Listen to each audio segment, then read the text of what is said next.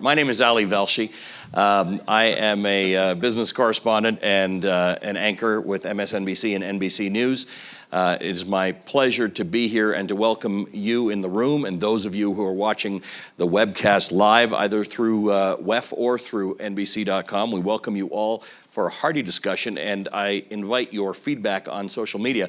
I won't be checking it through the course of this discussion, but it will inform our discussion at later points, because this is really, in some way or other, a discussion that all of you and all of us continue to have. It is probably the intractable problem of our time, although you wouldn't necessarily know it from the title of the event. It's called Tackling the Growth Paradox, which sounds great, but what we're fundamentally addressing is the idea, the paradox is that, notwithstanding rumblings in the last few days about global economic growth is pretty good.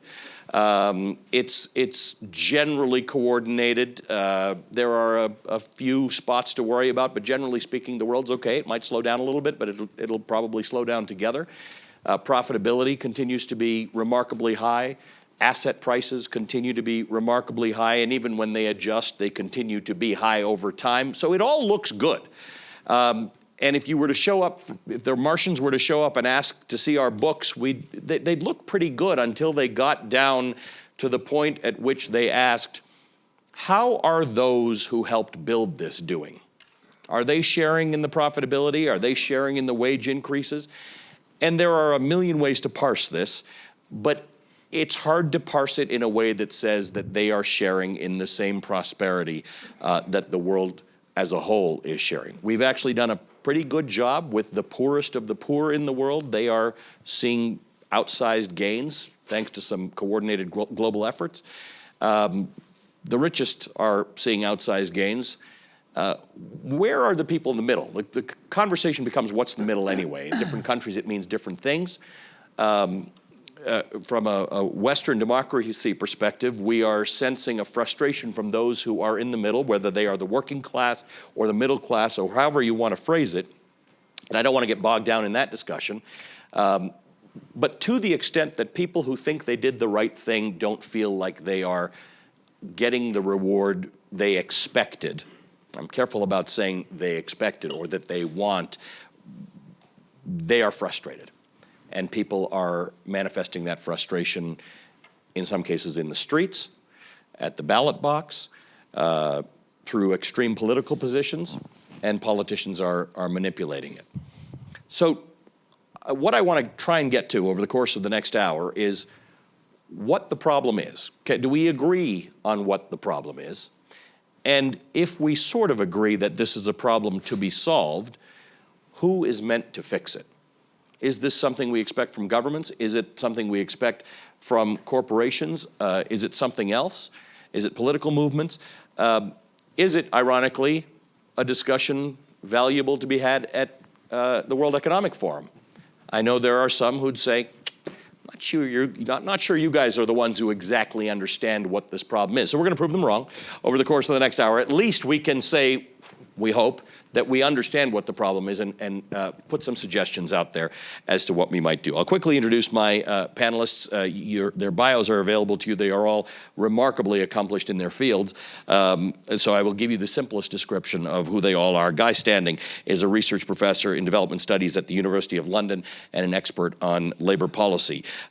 Minister Chrystia Freeland is the Minister of Foreign Affairs of Canada. I just love saying that because she was my friend and colleague before all of that, and I am glad that you decided to do what so many people should do in life, take a stand and make the changes that you should make. So thank you, Minister Freeland, for being with us. Larry Fink is the Chairman and Chief Executive Officer of BlackRock. Dan Schulman is the President and Chief Executive Officer of PayPal, and Rich Lessing is the Global CEO of the Boston Consulting Group. So thank you all for being here. You all have such a wealth of experience in academia, in business, and in contact with business leaders and workers around the world. So I invite you all to participate in a hearty discussion, and I'll also be inviting all of you to participate in that discussion through questions in which you will take a mic and stand up, please, so I can identify you. and we can participate in that discussion. Guy, let me start with you, please, because you have done an awful lot of writing on the labor condition, on where we are today versus where we were post-war, versus where we were in the 80s, and what is fundamentally different about today. And I know you've done a lot on it, so I'm going to ask you for the elevator version of what is our situation in the world as it relates to workers and how they feel. Well, I'm going to be very brief, and I hope not too schematic. I wrote a book in 2011 as the result of 30 years of work on these issues. It's called The Precariat, the New Dangerous Class. And essentially the thesis was that we're going through a global transformation, painful construction of a global market system. We've gone through the phase, the neoliberal phase, whatever you want to call it. We've emerged into a phase of rentier capitalism, where we've got more flexible labor markets everywhere. We're globalizing our labor process.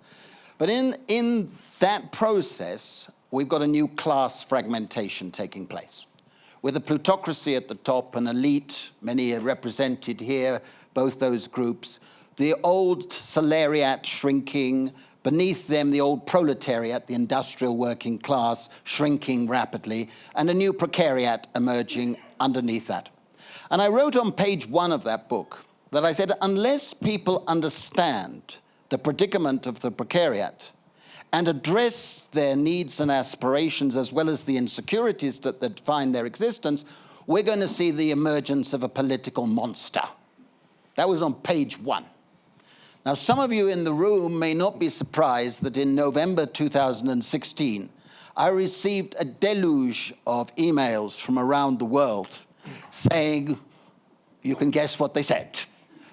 And of course, a lot of people understood that what I've called in the book, the politics of inferno, are still unraveling. The Gilets jaunes in France is a latest manifestation.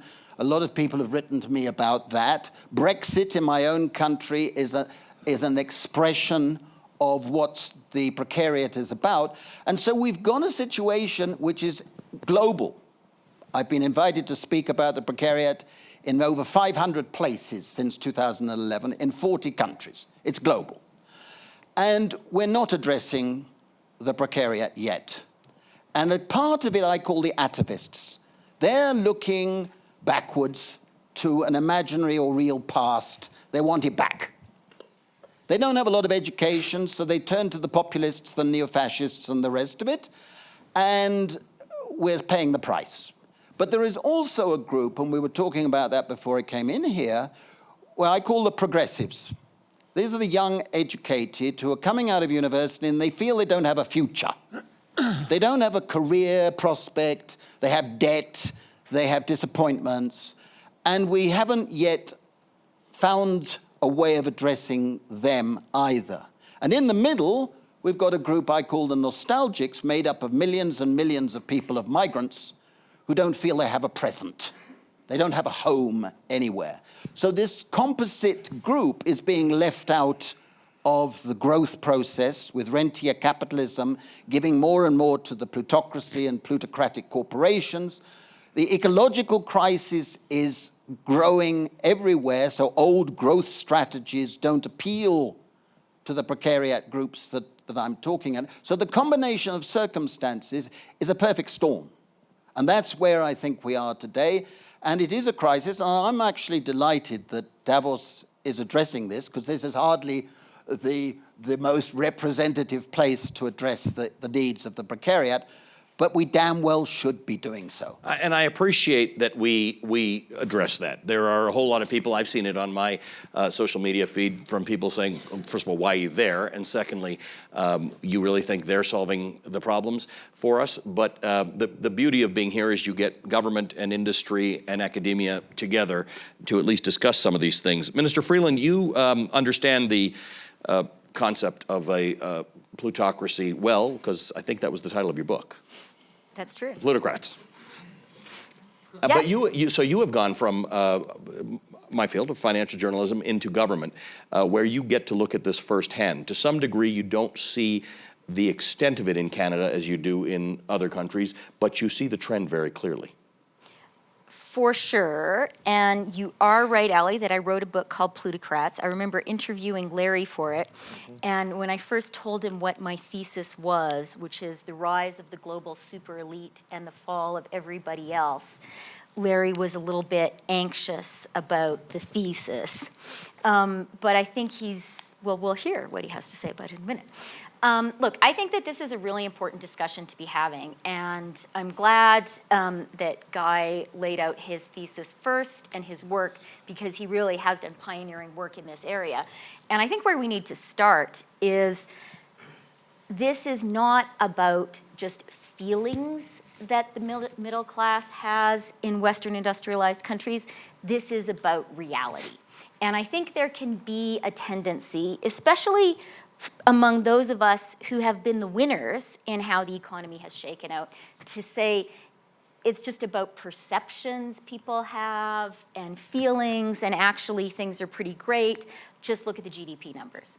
I think the starting point has to be exactly where Guy began, which is to acknowledge that global capitalism in Western industrialized countries and Western democracies over the past 40 years has not been delivering for the middle classes in our countries. And there are variations between countries. Ali is quite right.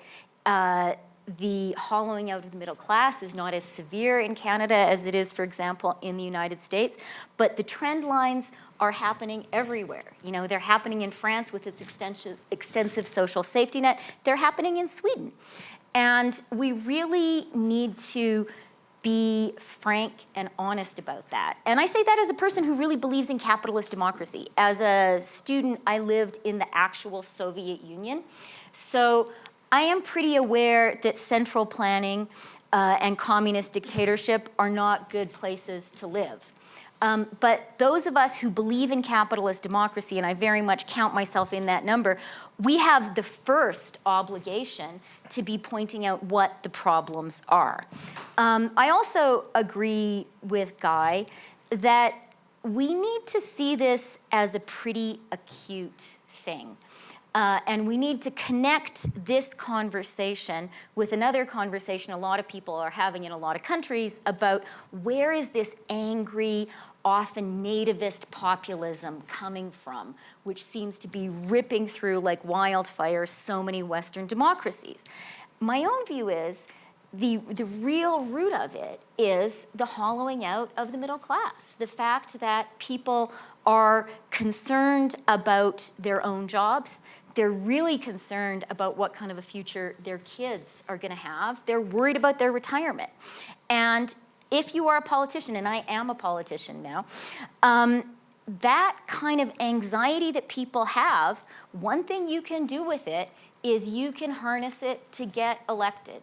And the easiest direction to harness it, the easiest direction to ride that angry horse is in the direction of hostility towards immigrants, in the direction of blaming those nefarious foreigners who have done those bad trade deals with you. It's always easiest to blame the other. And I think, you know, at a very sort of broad brush way, this is something we're seeing in a lot of countries, and it is profoundly destabilizing to many democracies. And actually, it threatens us all because I think it's threatening the rules-based international order. So that's all very depressing. I do think that we can fix it. And I think we, and you know, speaking as a politician, we ran in 2015, the Liberals in Canada, on a middle-class platform. And actually, a lot of people thought my leader, Justin Trudeau, was crazy. They said the Canadian middle class is fine. But he had been talking to a lot of people, and he heard people were anxious. And he said, I'm going to listen, and we're going to try to get this right. And I think, I don't think, Ali, I think we're going to have a great conversation. I don't think we're going to come up with a blueprint for all countries and all places today. But I just want to offer one hopeful historical parallel, which is I think that there is a real parallel with the Industrial Revolution of the 19th century. That was also a time when you saw tremendous technological progress, when you saw a real globalization of the economy, when you saw overall, we were really the industrialized countries really had tremendous economic growth. they also had tremendous inequality. They also had real anxiety among a lot of people. And the bad news is that anxiety ultimately ended up with 2 world wars, the Great Depression, and a communist revolution in Russia and China. So that wasn't good.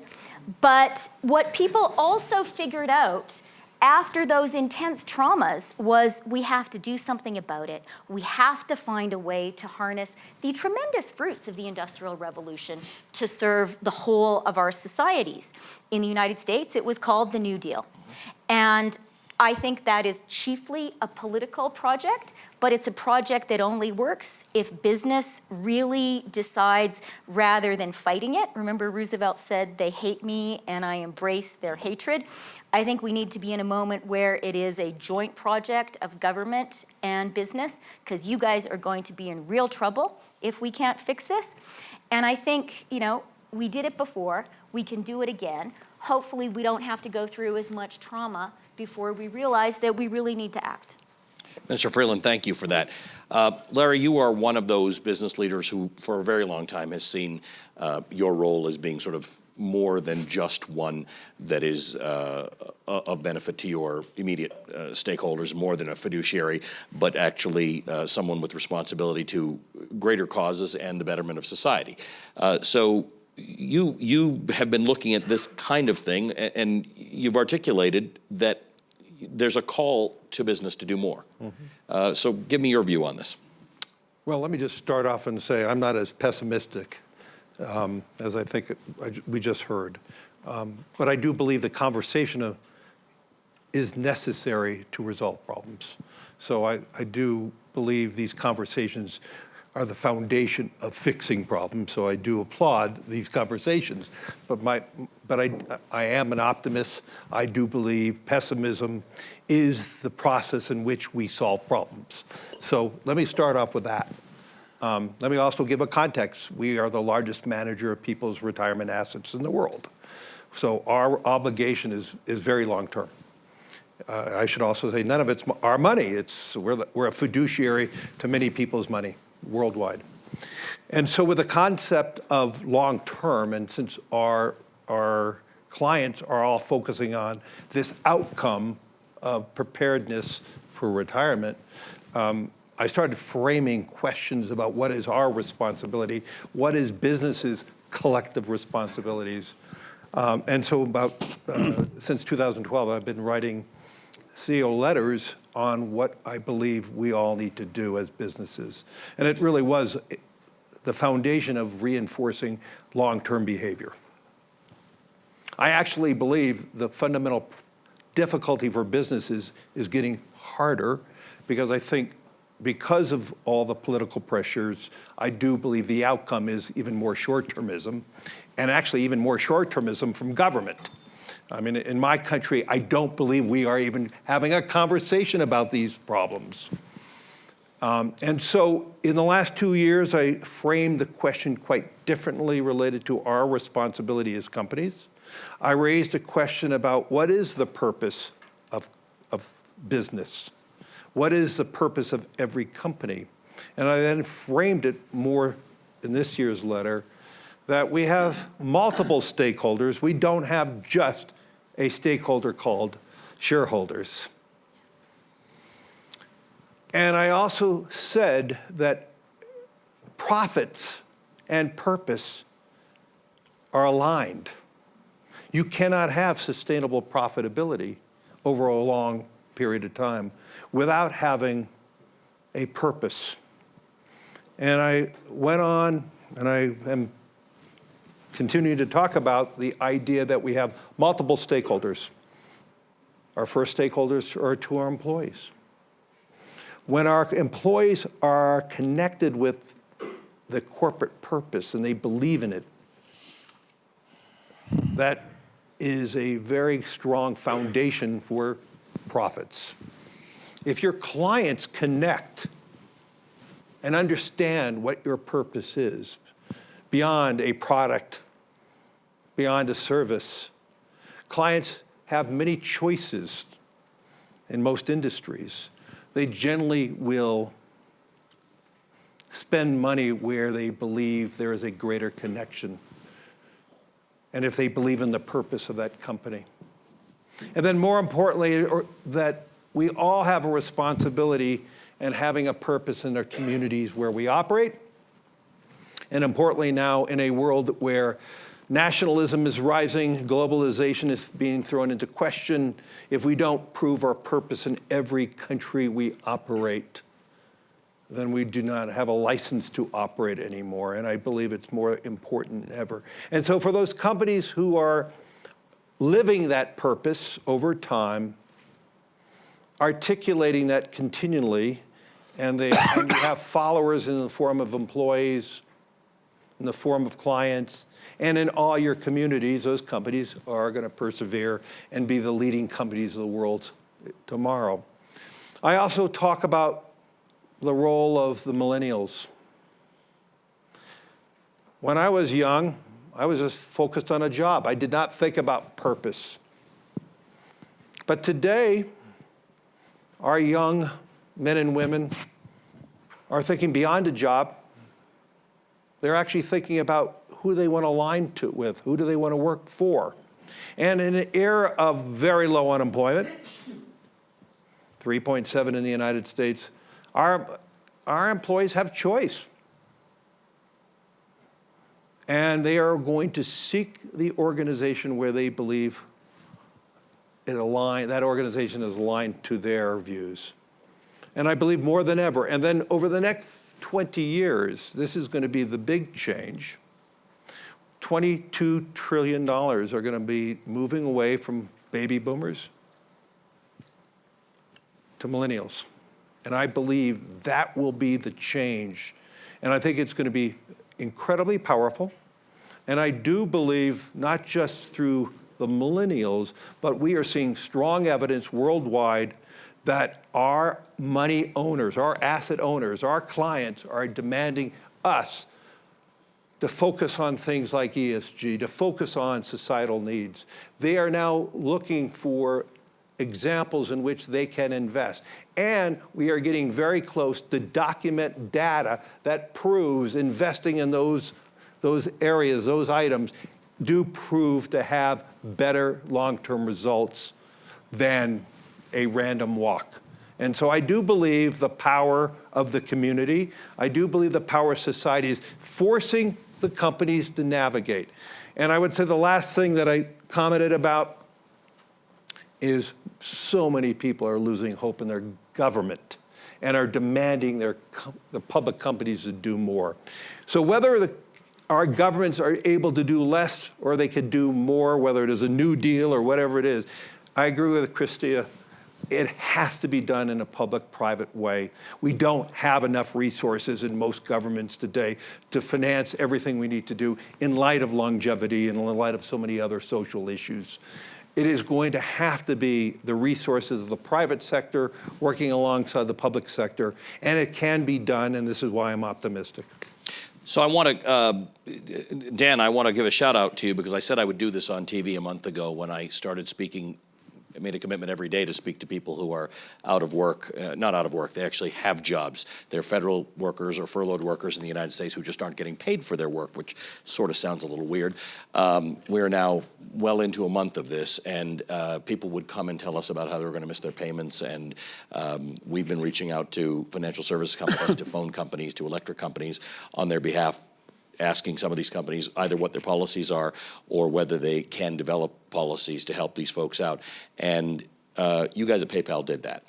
And I promised corporate leadership that, you know, we're critical of them where we need to be, but where there are opportunities to underline specific ways in which companies go to help people who we're talking about today in this session.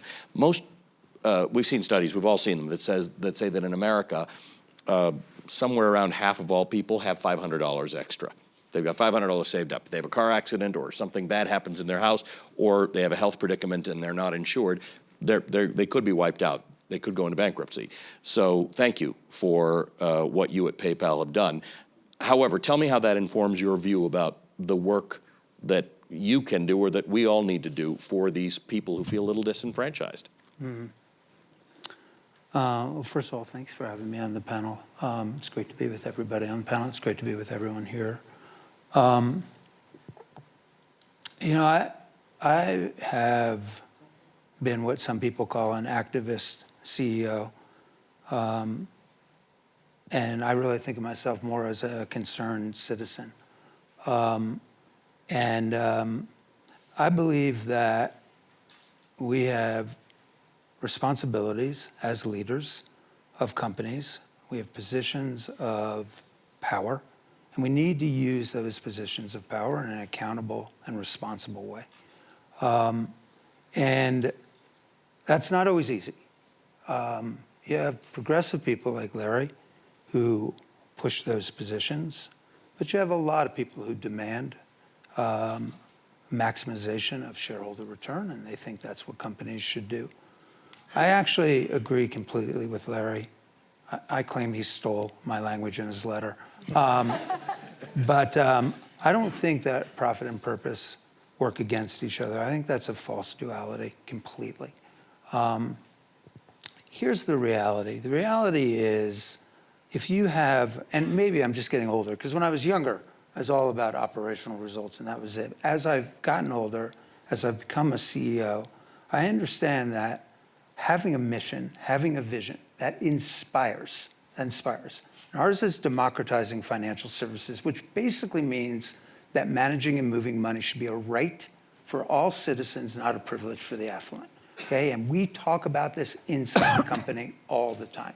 In fact, 94% of PayPal employees understand our vision and our mission, and I don't talk about this enough. 94% are proud to work at PayPal. That's a big deal. And to Larry's point, and I agree with it completely, workers have a choice, employees have a choice. And if you are going to get the best employees, they need to be inspired. And they make a choice. And if you have the best employees, you serve customers better than anybody else.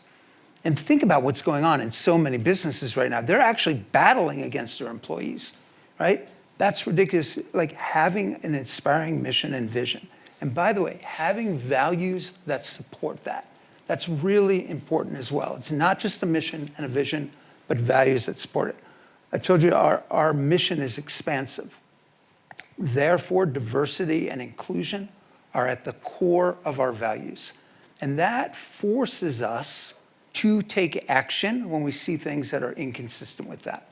Because I think that values that are just on a wall are propaganda. Values that you act on are very real. So I'm just going to give two quick examples. Both resulted, well, one resulted in a lot of death threats, which, by the way, means like what you're talking about, Larry, is not just doing something. It's actually having the courage to go and do things. One was when we pulled out of North Carolina, when North Carolina passed a bill that allowed for the discrimination against someone for their sexual orientation or sexual identity. And it's called House Bill 2. And we were just about to open a major operations center, and we pulled out because it was inconsistent with our values. I got a lot of mail, okay, not like your nice mail that you got on the precariat, which I had to look up, by the way, to understand. Good point. But this was some really nice email from people who agreed, and a lot of hate email, and a lot of death threats. But I will tell you, it was one of the proudest moments for PayPal and one of the proudest moments for our employees.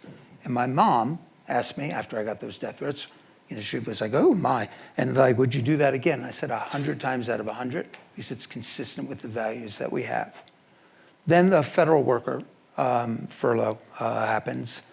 And in the United States, to your point, almost 50% of the population has less than $400 of savings. 78% of our population lives paycheck to paycheck. It's unbelievable, 78%. And federal workers, on average, take home about $500 of take-home pay. So they're struggling, even with a paycheck, they're struggling. We made a decision literally to set up a $25 million fund, loans, like cash advances, zero interest, absolutely interest-free, to advance out to federal workers. We could support 50,000 families for a 2-week period so they could buy groceries, so they could get their medication. And I fundamentally believe that was absolutely the right thing to do. We live in our communities. We need to stand up for our communities. I think if you do good, that comes back multiple fold to you. And it was another moment. I just got actually a note right before I came in here from one of our board members who said, I'm so proud to be a part of a company that does this. I'm out in the community all the time and people notice. And that's great, but we're doing the right thing, and doing the right thing is incumbent upon us as leaders to go and do. Thank you for that. And yes, a round of applause to PayPal for doing what it did. Rich, you and I had a conversation the other day about who we're even talking about. We can call them the middle class, we can call them the working class, we can call them the precariat or the proletariat or the salariat. But what Dan just said is interesting, right? Whether it's 50% of Americans not having $400, whether it's 78% of Americans living paycheck to paycheck. And those statistics have similarities around the world. And I guess that's where some of the anger comes from, that folks have watched stock markets increase. They've watched a recession come by wherein if you are a worker, you got penalized. But if you had assets or the ability to borrow money in those days, things were fantastic. This has been the best 10 years possibly in the last 100. And I think that's where some of the frustration comes from. Minister Freeland said something interesting. It's not a feeling, but people do get to see that the rich are getting richer. They see remarkable campaigns to help the poorest of the poor. And there's a frustration by this group, however, a guy itemizes, he describes them and characterizes the group of people better than we can. But there's a real frustration that leads to real anger. Absolutely. So let me pick up on that, and then I want to come back to two themes with a little bit of optimism, but the issue's very real. I think over the last quarter of century, in many developed markets, but particularly we see it in places like the US or places where maybe the safety net was less strong, we've been living through two trends. The first was a globalization trend, where firms had opportunities due to a whole set of barriers coming down to open up how they built their global supply chains, how they operated their business, and really caused a reconfiguring for many companies that were severely disruptive to communities. And then the second, and actually the bigger trend in recent years, that was an earlier period, has been a trend around technology, where there's so many opportunities to deploy technology. And frankly, we're only at the beginning of a curve around the way to do that. So this is by no means one that's played itself out. But that's also proven disruptive. It's proven disruptive to many traditional jobs. It will continue to do that. Originally it was thought of as a factory worker challenge, but frankly it is not. It will end up being both blue and sort of more administrative roles, blue-collar and administrative roles, and that's rolled through. And I think that combination has both been disruptive in different places and has just created much more sense of uncertainty. And that uncertainty really weighs on people. It's hard enough to go through a change, but if you're going through a hard change and a really hard one, and you don't know where you're going to come out at the other end, and you don't know how long it's going to last, and you probably haven't saved enough for retirement, so you don't even have a certainty of your long-term future, it makes it that much harder. And I think that's what we're living through right now. And then it plays out in ways the minister described, I thought, quite well, at how people harness that in sometimes very negative ways to take advantage of that. And we're living with that. So then what does that mean for business? So I would just highlight two things. One is, just from a technical point of view, when the challenge is more technology related than globalization, and there's a huge skills gap to help people develop, you start to get more alignment with the interest of businesses in the communities in which they operate. I think 45% of US-based companies right now find they cannot hire as many people as they want with the skills they want. And that's different than a belief you're going to offshore the job somewhere else. I think companies have much more interest right now to invest in talent in their own enterprises and in the ability to attract talent, and maybe to focus, as we've talked in several sessions I've been in this week, more on skills than on resumes. And I think we've had a world that's been very resume-centric. Of the 13 million jobs that have been created in the US since the downturn, 12 million of them required a bachelor's degree. So it was very much centered on college diplomas. And I think people are realizing that you can bring people in a broader set of backgrounds and invest in their development. There's so many tools to help people develop now.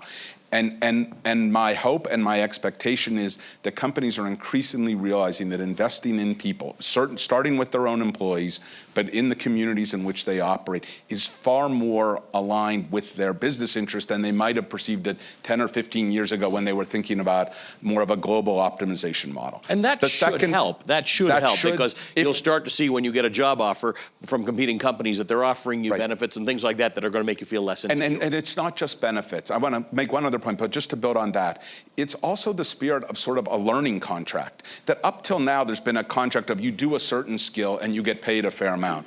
But companies are all realizing, everyone I talk to realizes, whatever the job is today, whatever the tasks are, they're going to change over and over and over again. So that if they don't invest not just in people to learn today's job, but to have the ability to continue to learn and continue to develop, they are shortchanging their employees, for sure, but they're also shortchanging themselves. And that the opportunity to move to more of part of the contract of employment is a learning contract of employment about how we work together to do that. I think that's a very meaningful opportunity.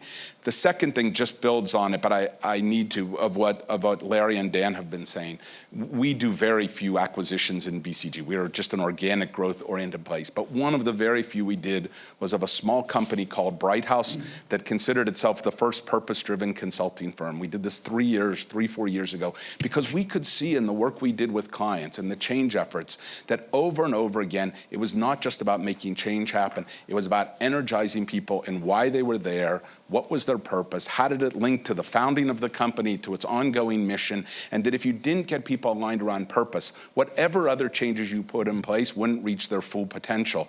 And I think right now, the combination of realizing the power of purpose, realizing the need to develop and invest in people and in communities for the long-term success, and frankly, realizing more pressure from society on freedom to operate, that the failure to step up and take a multi-stakeholder world, as Larry and Klaus Schwab and others have articulated so well, the failure to do that is ultimately the failure for the freedom to operate as a business, to continue to grow and evolve. And as companies realize those three things, I think we're seeing progress. That being said, as I'm sure Guy would say, there's a long way to go. Like, let's not get overly feeling like to declare victory, but I think we're on a journey. I'm going to take it over to the pessimistic side of the room. So, Guy, let me just frame it because I know you've done so much writing on this. We do have a low unemployment rate in many Western countries, but certainly in the United States. Look, we have 3.7%. If you normally saw asset prices where they were, interest rates where they were, unemployment where it is, you should expect to see a much happier working population, and that has not manifested. Let me come back a bit. This session is called Paradox of Growth, or something like that. And one of the fascinating issues for an economist is that in the current era, many of the traditional relationships between growth and welfare have broken down. It used to be if productivity went up, wages went up. Not anymore. It used to be the case when employment went up, wages went up. Not anymore. It used to be the case when profits went up, wages went up. Not anymore. It used to be the case that when employment rose, tax revenue from employment rose. In my own country, it went down. Now, that is a paradox. We also have a paradox that if you accelerate economic growth, inequality tends to rise. And that's a fact in many parts of the world. And I would like to make sure we don't focus too much on the American dilemmas, okay? Because these things are happening all over the world. And I think the unemployment rate is a lousy indicator, okay? It's a lousy indicator everywhere, because many forms of labor slack are not measured in our unemployment rate. It's a bad indicator. It's only a good indicator in an industrial society when it's full-time employment or unemployment or outside the labor force, okay? But that is not the nature of a flexible global thing. If I give you one statistic, In the last 30 years, the world's labor supply has quadrupled. Quadrupled. And all the extra 2 billion who've come into this globalizing labor process have been habituated to accept a living standard 1/50th of what an American worker or a British worker or a French worker would have accepted as the norm. These are called paradoxes because we're not seeing rising living standards. And at the same time, we've got a rentier capitalism that has developed, where more and more of the money is going to the owners of property, financial, physical, and intellectual. And we need to roll back that rentier capitalist system as part of the agenda for reform. And actually, I'm not a pessimist. And I refuse that label. My final chapter in that book, and I've written a subsequent book, is called The Politics of Paradise. But we have to grasp the nature of this crisis in order to be an optimist. And I'm not hearing that. I'm not hearing it if it's interpreted as a corporate issue or even a finance issue. We're not going to get to the crisis that we're facing. That's of the precariat. The precariat don't identify with corporations. They don't identify even with occupations. That's one of the features. If I say to a precariat audience, one of the defining features of being in the precariat is you don't have an occupational narrative to give to your life, I get applause because they understand that. And they're losing rights and they feel like supplicants, begging for favors from the state, from corporate and philanthropy, whatever it might be. They don't feel like real citizens. And this is engendering different forms of anger. And unless we know the character, but I wanted to end my remarks by saying I'm actually extremely optimistic because the energy out there is growing. The sense of the ecological You mean crisis, beyond the halls of the World Economic Forum? I certainly do. You're talking about the world. I certainly do. I've been promoting a basic income for 30 years. And we've done pilots in India and Africa and elsewhere. We're doing pilots. And to see the change that a basic income system can induce in communities of wretched, desperate people is something to uplift the spirit.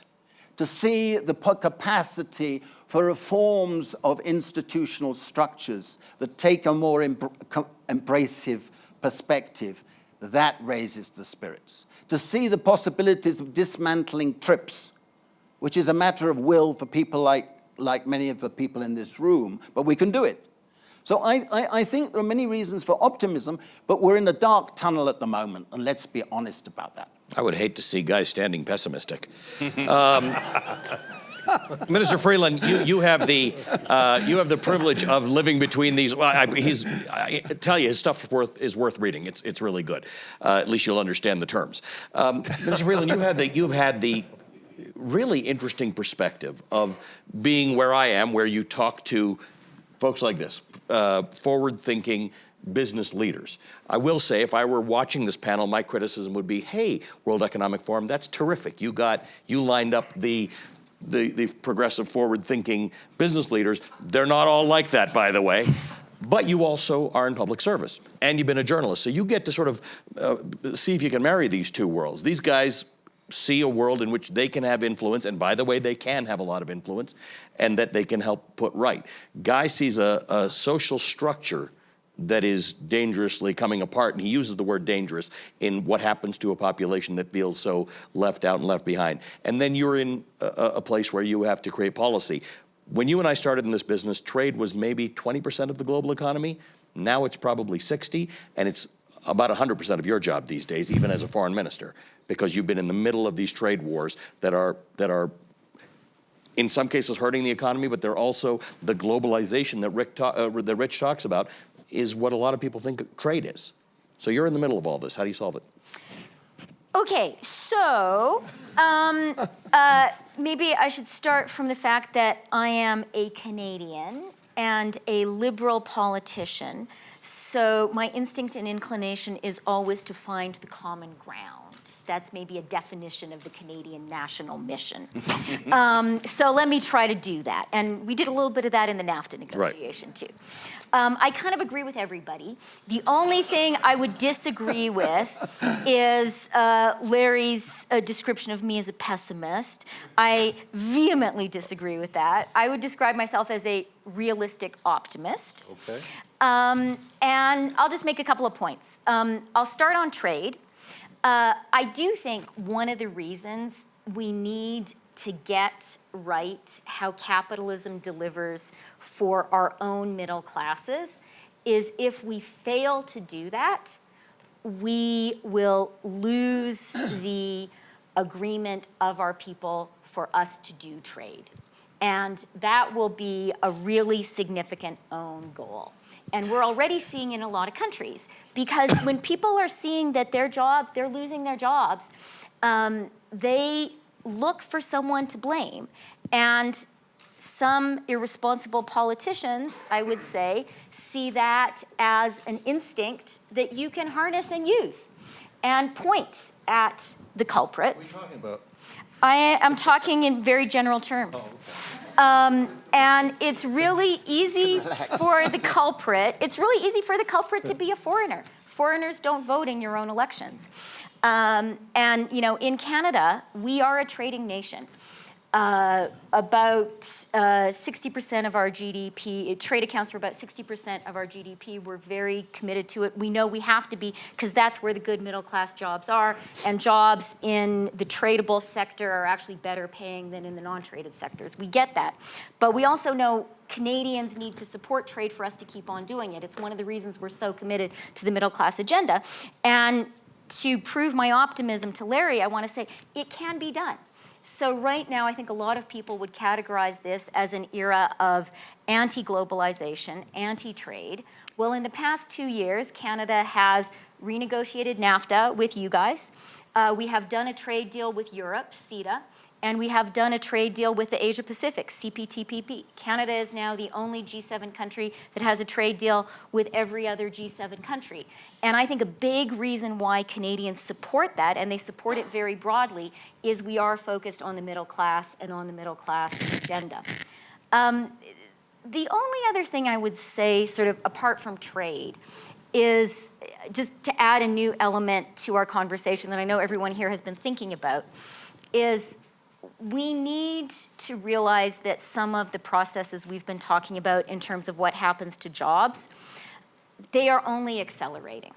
Because I think that we're at a moment when the technology revolution is actually accelerating in terms of its impact on a lot of jobs. And Rich alluded to that. You know, in 25 years, how many people are going to have a job as a truck driver? There's a great Canadian company outside Regina called Seedmaster that is developing a self-driving tractor platform. My dad's a farmer, so he thinks it's great.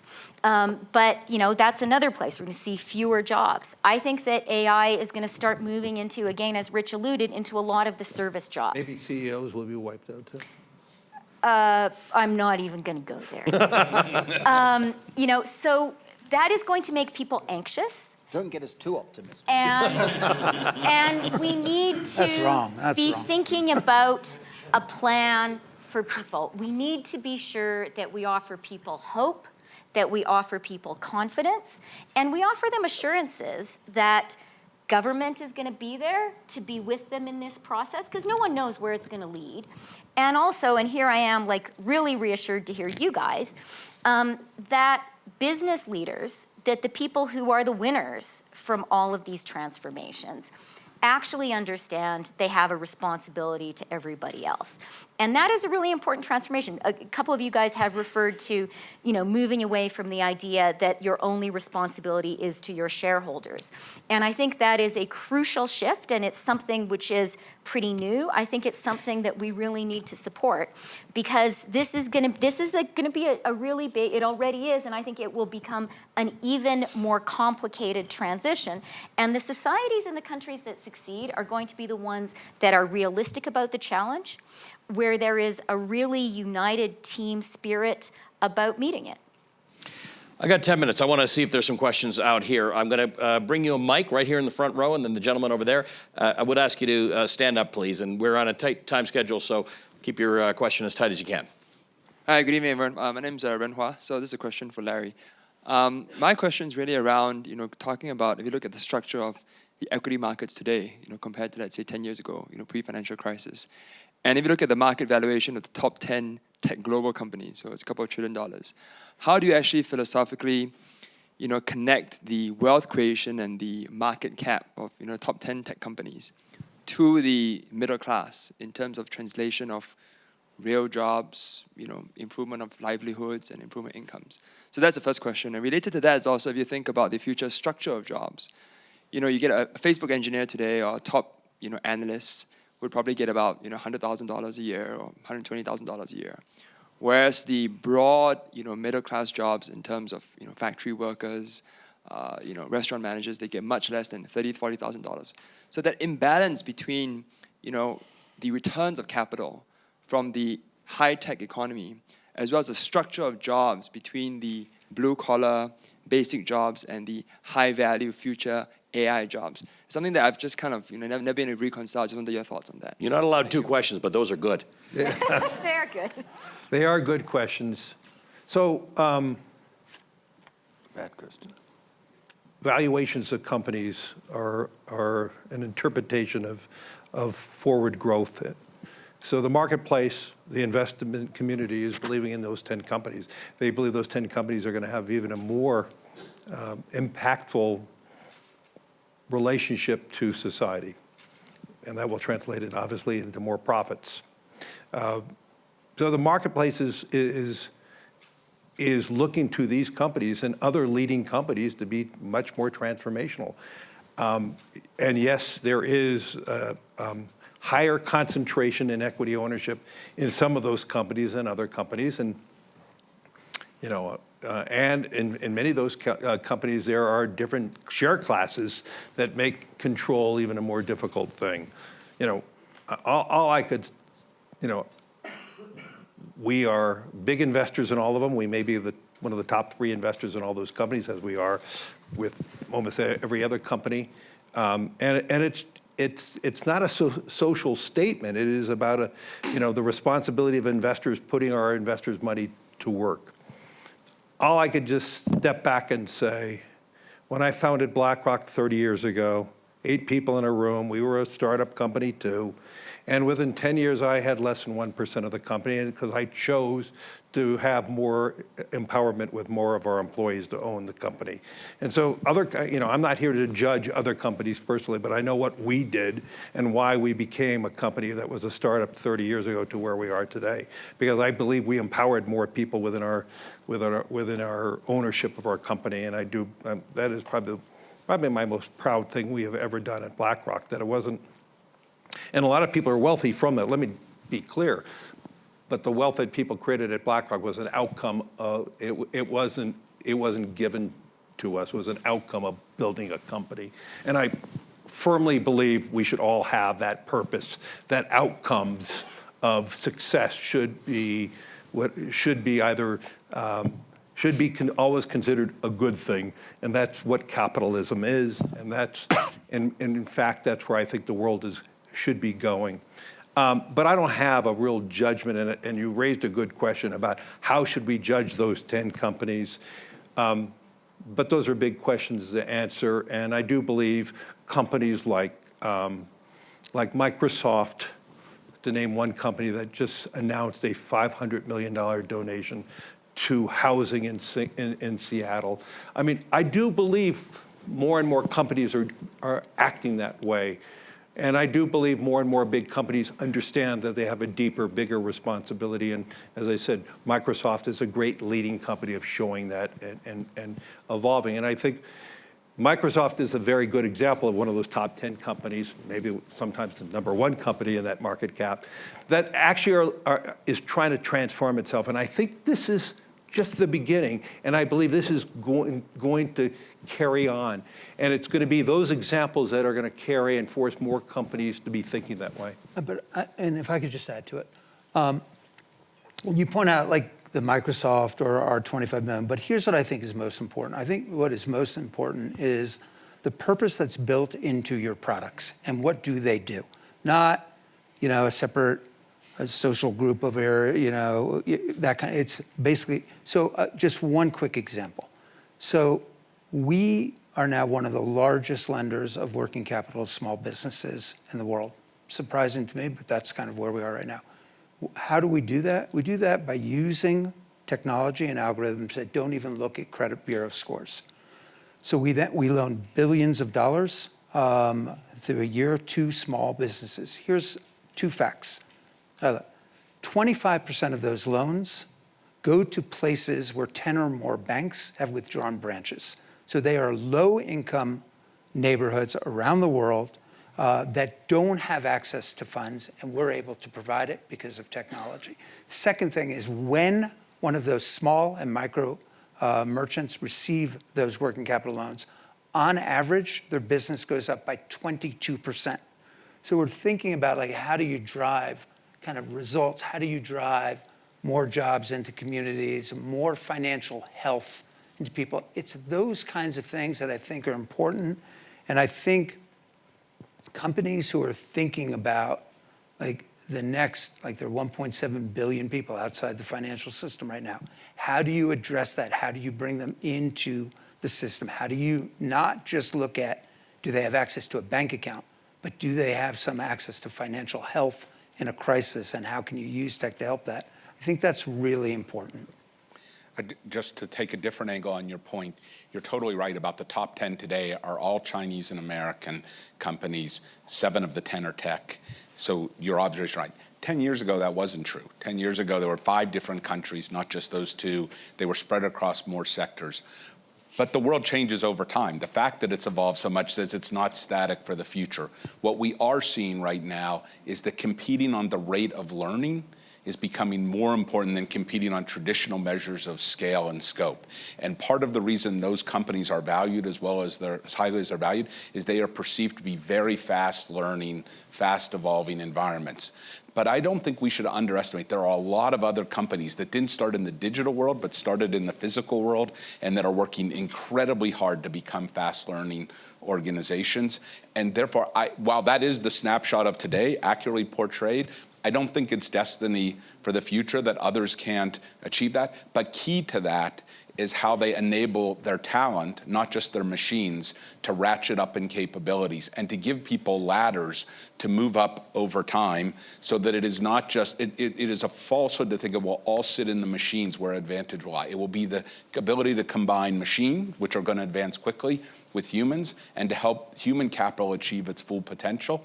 And whether that's done in the way you serve your customers, what you were describing, whether that's done in the way you build your employee base, I think that's where we're going to see a lot of advantage created in the years ahead that should create opportunity for more people as well, if done well.